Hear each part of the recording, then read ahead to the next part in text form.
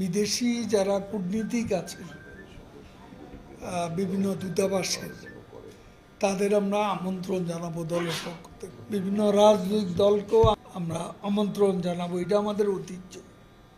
এখানে কে আমাদের প্রতিপক্ষ পক্ষ সেটা আমরা দেখব না। রাজনৈতিক দল হিসেবে নিবন্ধিত যে দলগুলো আছে সব দলকে আমরা আমন্ত্রণ।